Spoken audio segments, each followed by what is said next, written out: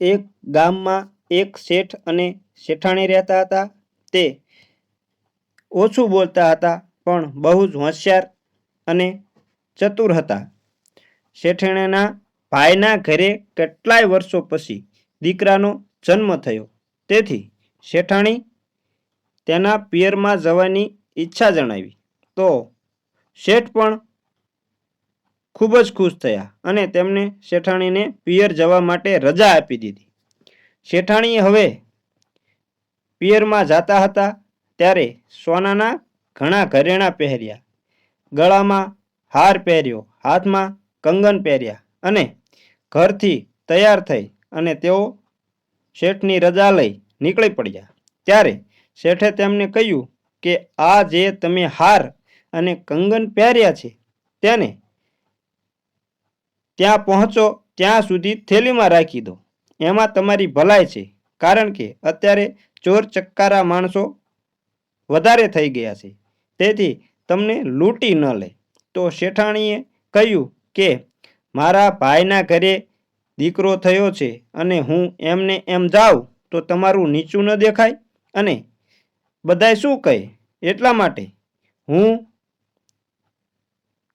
હું તો ઘરેણાં પહેરીને જ જઈશ.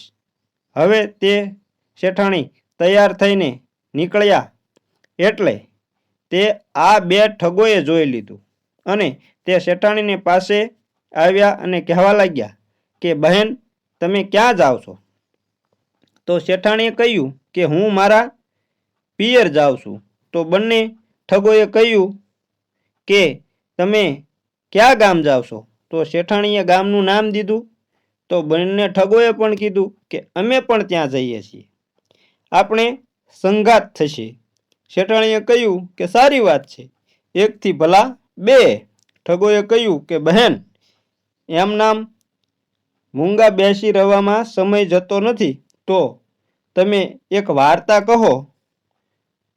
તો બહેને કહ્યું કે મને વાર્તા નથી આવડતી, તમે જે વાર્તા કહો તમે જ વાર્તા કહો. તો ઠગોએ કહ્યું કે વાર્તા તો કહું, પણ બહેન એ વાર્તા કહેવામાં એક શરત છે. જો તમે વાર્તાને વચ્ચે અટકાવી અને જૂઠી કહેશો તો હું તમારા બંને કંગન છે તે ઉતારી લઈશ, બંને કંગન લઈ લઈશ. એટલે શેઠાણી તરત સમજી ગયા કે આ બંને ચોર ઠગારા છે, એટલે એમને પાઠ શીખવાડવો પડશે, કારણ કે આ મને ઠગવાના ઈરાદેથી મારી સાથે આવી રહ્યા છે. એટલે શેઠાણી વધારે સાવધાન થઈ ગયા અને બોલ્યા કે તમારી વાર્તા સંભળાવો, મને મંજૂર છે. તો એક ઠગ વાર્તા કહેવા લાગ્યો કે અમારે એક ગાય હતી અને તે બહુ સુંદર હતી.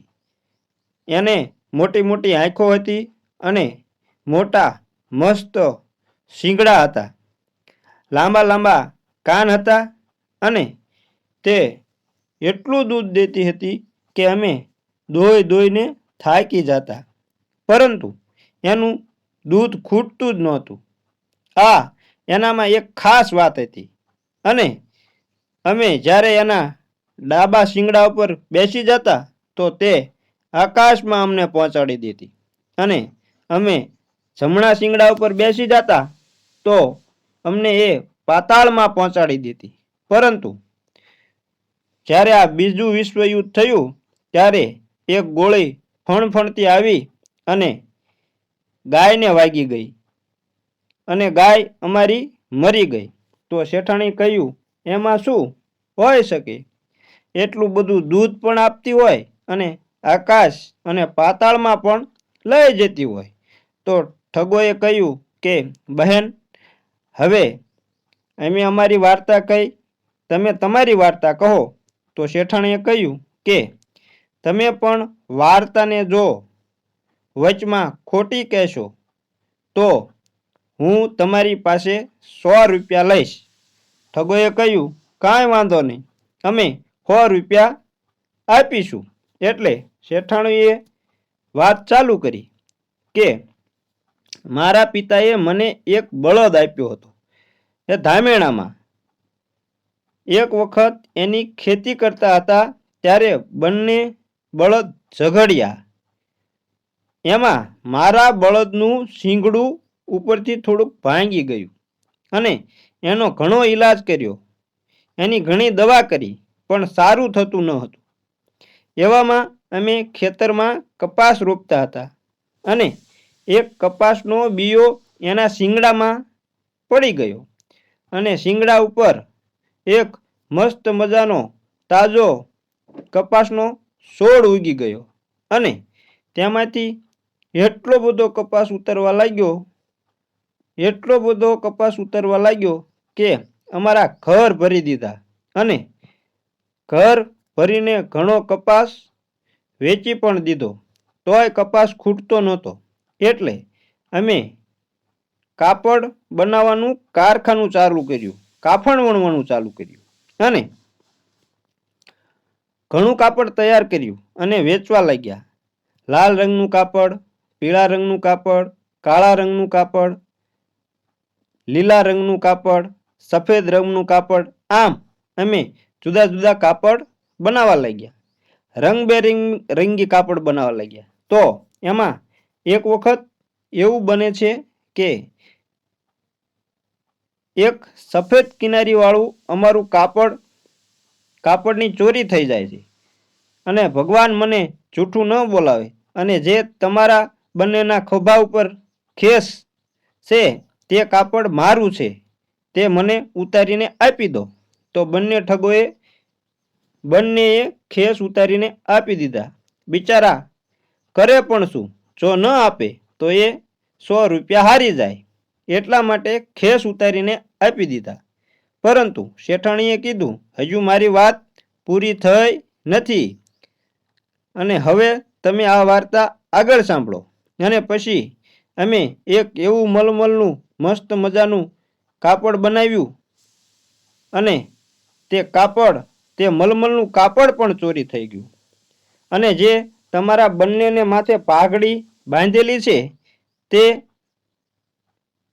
આ કાપડ છે, તો એ પણ મને ઉતારીને આપી દો. એટલે ઠગોએ પાઘડી પણ ઉતારીને આપી દીધી. બિચારા કરે પણ શું, કારણ કે શરત હતી. એટલે હવે શેઠાણી એમનાથી છુટકારો મેળવવા માંગતા હતા અને હવે શહેર પણ આવી ગયું હતું. હવે ઠગોએ કહ્યું કે બહેન, કંઈક ખાવાનું લાવ્યા હોય તો ખાવાનું આપો, અમને ભૂખ લાગી છે. તો બંનેને કહ્યું કે મારી પાસે પૈસા નથી અને કાંઈ ખાવાનું પણ લાવી નથી, પરંતુ તમારે ખાવું હોય તો હું આ મારા કંગન વેચી અને તમને ખવડાવું. ઠગોએ વિચાર કર્યો કે આ કંગન વેચીને જે પૈસા આવવાના છે તે તેની પાસે જ રહેશે અને આપણને ખવડાવશે. પછી આપણે કોઈ તરકીબ, કોઈ આઈડિયા વાપરીને એ પૈસા અને ઘરેણાં આની પાસેથી પડાવી લઈશું. શહેરમાં હવે અવરજવર થવાની શરૂ થઈ ગઈ હતી. એવામાં શેઠાણીએ સોનીની દુકાન જોઈ તો તેમણે આ બંને ઠગ ભાઈઓને કહ્યું કે તમે અહીં દુકાનની બહાર બેસો, એટલે હું અંદર જઈ આ કંગન શેઠને વેચી દઉં અને પછી જે પૈસા આવે એનું આપણે કોઈ ઢાબામાં, કોઈ લોજમાં જઈ સારું જમવાનું જમીશું, ધરાઈને જમીશું. એમ કરી શેઠાણી સોનીની દુકાનમાં ચાલ્યા ગયા અને બંને ઠગને બહાર બેસાડ્યા. પછી અંદર જઈ શેઠાણીએ તે સોનીને વાત કરી કે આ બહાર બેઠા તે અમારા ખેત મજૂર છે અને અમારે ખેતરમાં હવે કામ પૂરું થઈ ગયું છે, તો તમારે એમને રાખવા છે? શેઠે કહ્યું કે હા, અમારે નોકરની જરૂર છે, પરંતુ તમે એમને પૂછી લો કે એકને વેચાવું છે કે બંનેને. એટલે શેઠાણીએ તેમને સાથ પાડીને કીધું કે એકને વેચી દઉં કે બેયને? તો ઠગને થયું કે શેઠાણી કંગન વેચવાની વાત કરે છે, એટલે તેમણે કહ્યું બેયને વેચી દો. શેઠાણીએ કહ્યું બેની કિંમત 200 રૂપિયા કરે છે. તો ઠગને થયું કે જે આવે તે, હા વેચી દો એમ કહ્યું અને શેઠાણી 200 રૂપિયા લઈને બહાર આવ્યા અને ઠગને કહ્યું કે ભાઈઓ, તમે અહીં બેસો આ સોનીએ મને કહ્યું છે કે અહીં પાસે એક ફરસાણવાળાની દુકાન છે, તે બહુ જ સારી મીઠાઈ બનાવે છે, એટલે હું તમારા માટે મીઠાઈ લઈને આવું ત્યાં સુધી તમે અહીં બેસો. અને શેઠાણી ત્યાંથી મીઠાઈ લેવા ગયા અને ઠગો રાહ જોતા રહી ગયા. એટલે અંદરથી શેઠના માણસો આવ્યા અને કહ્યું કે ચાલો આ દુકાનની સાફ સફાઈ કરવાની છે. એટલે બંને ઠગો અંદર ગયા અને સારી વાતની એમને ખબર પડી કે અમને વેચી દેવામાં આવ્યા છે. શેઠે તેમના પૂરા પૈસા ન થાય ત્યાં સુધી અહીં કામ માટે રોકાવું પડશે એવું કહ્યું. અને ઠગો પણ બહુ જ પસ્તાયા. એમને થયું કે અમે તો કેટલાયને ઠગ્યા છે, પણ આજે અમને અમારા માથાની બાઈ મળી. કહે છે ને કે શેરને માથે સવા શેર હોય જ. આજે અમને શેઠાણી મળી ગયા. શેઠાણીએ જ્યારે શેઠને આ વાત કરી તો બંને ખૂબ હસી પડ્યા અને આનંદથી અને મોજથી રહેવા લાગ્યા. અને જો તમને અમારી આ વાર્તા સારી લાગી હોય તો ચેનલને લાઈક કરજો અને કોમેન્ટમાં હર હર મહાદેવ લખવાનું ભૂલતા નહીં.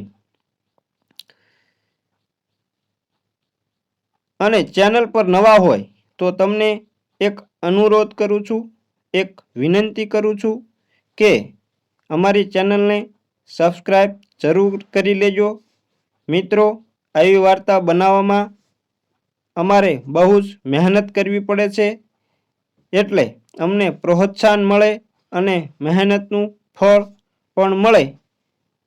એટલા માટે તમને અમારી વિનંતી છે કે ચેનલને સબસ્ક્રાઈબ જરૂર કરી લેજો.